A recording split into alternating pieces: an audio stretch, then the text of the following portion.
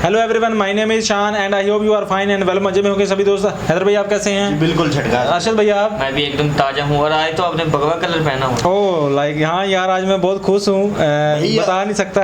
इसलिए भगवा कलर हमारे सब्सक्राइबर का फेवरेट कलर है। पूरे स्पेशल ढूंढ के लाए पूरे शहर से, हमारे सनातनी भाई जो हैं इसको ज़्यादा पसंद करते हैं, तो मैं आज उनके लिए ये भगवा कलर पहन के आया हूँ। खैर जी, देखते हैं। और हाँ यार, हमने song and movie reaction channel बनाया, लिंक आपको डिस्क्रिप्शन में मिल जाएगा, जाकर उसे भी देखें। हम बहुत अच्छी वीडियो बनाई है और उसके ऊपर रिएक्शन दीजिए और पॉइंट ऑफ व्यू दीजिए अपने। हैदर भाई का भी रिएक्शन चैनल है, वो लिंक आपको डिस्क्रिप्शन में मिल जाएगा। महाभारत एपिसोड 23 और पार्ट 2। चलिए वीडियो को स्टार्ट करते हैं। भाग्य में जो लिखा होगा वही होगा। राजकन्या हूं मैं। किसी दिन मेरी संतान किसी देश के सिंहासन पर बैठेगी, ये तो मुझे बालपन से सिखाया गया। उनके भविष्य की चिंता करने का अधिकार है मुझे। गुरु वंश में अधिकार नहीं, योग्यता देखी जाती है माधवी। और योग्यता क्या केवल आपके पुत्रों के पास होगी जीजी? मेरे पुत्रों के पास नहीं होगी? तुम दोनों को पुत्र हो ही नहीं सकते।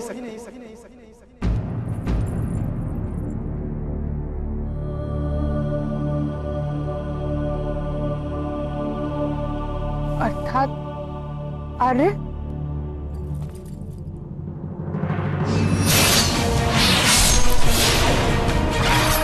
मैं तुझे श्राप देता हूं,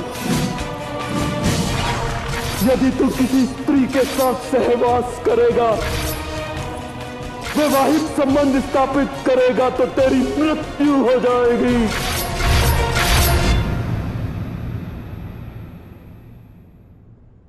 यही कारण है कि मैंने वन में जाने का निर्णय लिया है।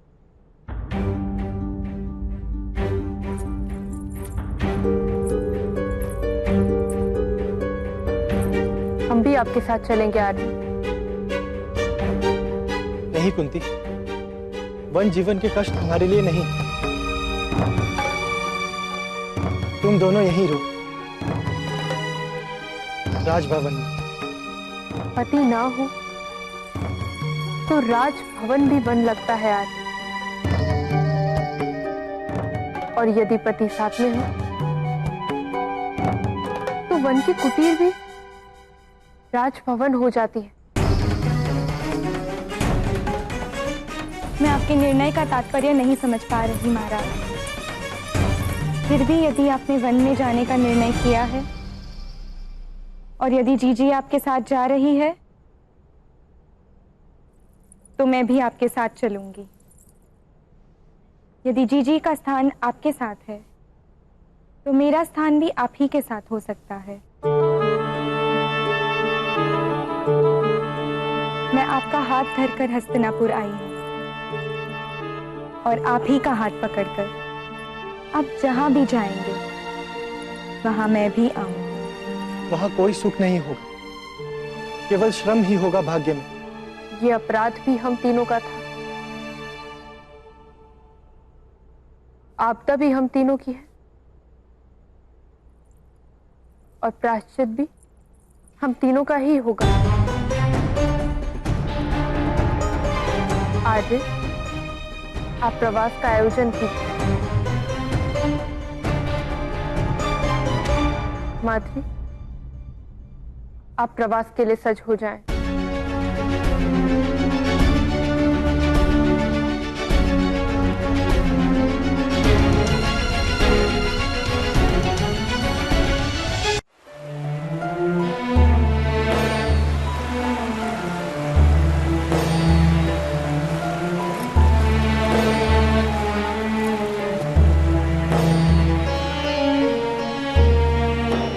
दुख, विषाद, योजना, परियोजना, सबसे पार जाकर बैठा है मेरा चित्त।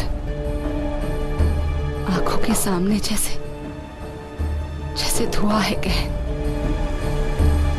भीष्म, मुझे कोई मार्ग दिखाई नहीं दे रहा है। आप निरर्थक ही निराश हो रही हैं। हताशा का कारण है भीष्म। उस नौका को देख रहे हो?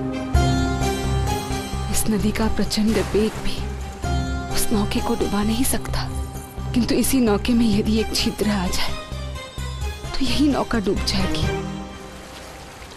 ऐसा ही एक छिद्र हस्तिनापुर के साम्राज्य में निर्मित हुआ है। यदि पांडु ने राज्य का त्याग किया तो हस्तिनापुर फिर से निर्बल हो जाएगा, पहले से भी अधिक निर्बल, क्योंकि अब बातें होंगी, अपवाद उठेंगे, प्रजा अपने राजा को खोकर निराश होगी। और जिस राज्य की प्रजा दुखी और निराश होती है, राज्य बहुत दुर्बल होता है। ये तुम जानते हो भीष्म। हम हस्तिनापुर के राज सिंहासन को रिक्त नहीं रहने देंगे। हम धृतराष्ट्र को राजा घोषित करेंगे। किंतु वो तो धर्म और परंपरा के विरुद्ध है। धृतराष्ट्र का राज्याभिषेक नहीं होगा, वो केवल कार्यकारी राजा ही होगा। वो राजसूय यज्ञ नहीं कर पाएगा, किंतु धर्म और न्याय का वहन कर पाएगा। योग्य कह रहे हो तुम भीष्म। भविष्य में कुरुवंश की जो भी संतान होगी, हम उसी का राज्याभिषेक करेंगे। किंतु भीष्म, धृतराष्ट्र मानेगा?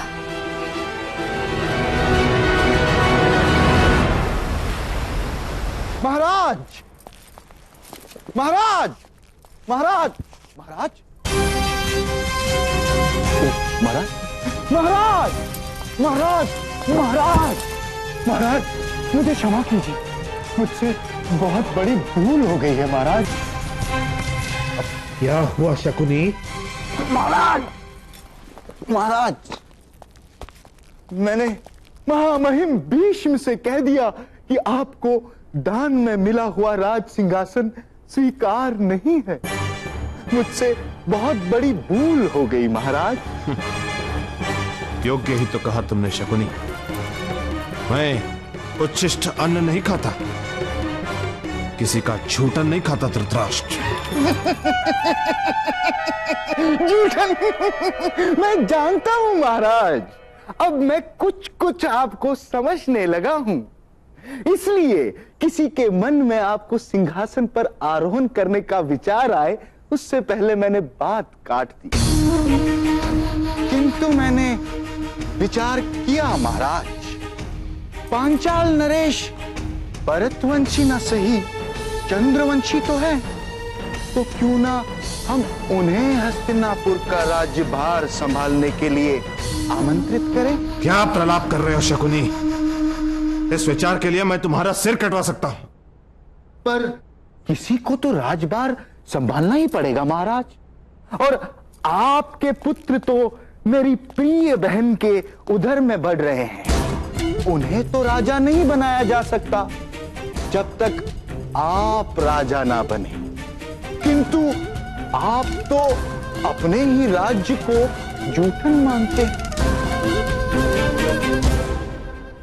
पांडु की संतान होगी, वो राजा बनेगा, तब तक हस्तिनापुर का राज्यभार राजमाता और ताक्षी संभाल लेंगे। महाराज, पांडु की तो संतान नहीं हो सकती महाराज। क्या? मुझे जानकारी है कि ऋषि किंदम ने आपके अनुज को श्राप दिया है। इस दृष्टि से देखा जाए तो ये जूठन नहीं है महाराज। यदि आप इसे जूठन समझ रहे हैं, फिर तो कोई उपाय नहीं। सावधान, महामहिम भीष्म पधार रहे हैं।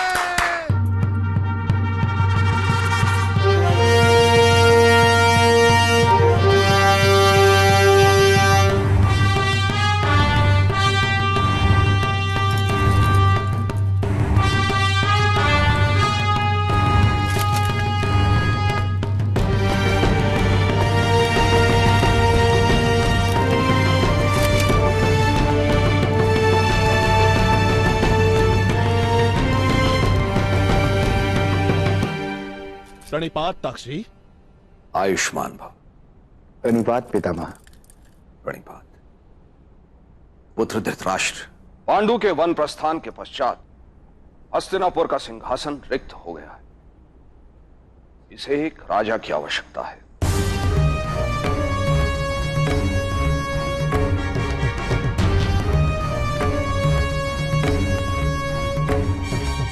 पुत्र, मंत्रिमंडल ने निर्णय लिया है कि पांडु के स्थान पर तुम्हें कार्यकारी राजा घोषित किया जाए।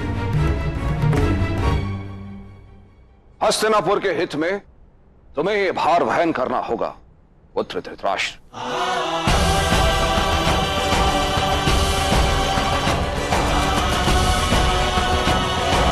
जी, तो धृतराष्ट्र तो सोच में पड़ गए हैं, लेकिन मुझे नहीं लगता है ये एक्सेप्ट करेंगे।